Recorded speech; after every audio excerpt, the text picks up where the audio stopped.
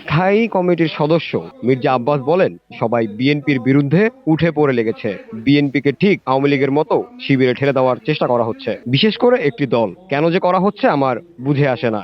এছাড়াও তিনি আরো বলেন, বিদেশি কিছু এজেন্ট চাচ্ছে কোনোভাবেই যেন এদেশে শান্তি শৃঙ্খলা না আসে এবং সে ধরনের চেষ্টাও করা হচ্ছে।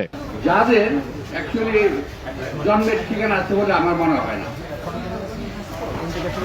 ওদের কথা বলার স্বাধীনতা আছে, ওরা আমাকে গালিগালাজ করার স্বাধীনতা আছে, আর আমি একটা সত্যি কথা বলতে পারবো না, সেই স্বাধীনতা আমার নাই।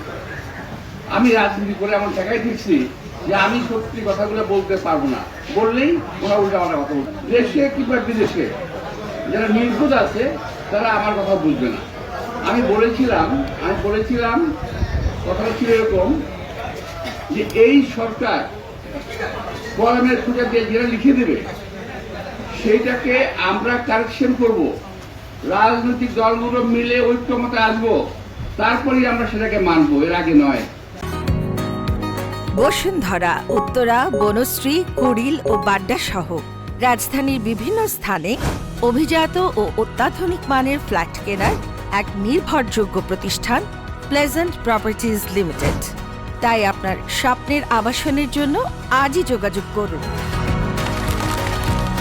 Pleasant properties limited, where destiny matches eventually. রোববার রাজধানীর পুরানা পল্টনের ফায়ার্স হোটেলে জাতীয়তাবাদী সমমনা জোটের উদ্যোগে আয়োজিত ইফতার ও দোয়া মাহফিলে তিনি এসব কথা বলেন। সে সময় ডক্টর ফরিদুজ্জামান ফরহাদের সভাপতিত্বে প্রধান অতিথি হিসেবে আয়োজিত অনুষ্ঠানে ভার্চুয়ালি অংশ নেয় বিএনপির ভারপ্রাপ্ত চেয়ারম্যান তারেক রহমান। এছাড়া অংশ নেয় এনপিপি, জাকপা, গণদল, বিজিপি, এনডিপি সহ সমমনা জোটের সকল দলের নেতাকর্মীবৃন্দরা। জামিল হোসেন জিতু, বিওডি বাংলা, ঢাকা।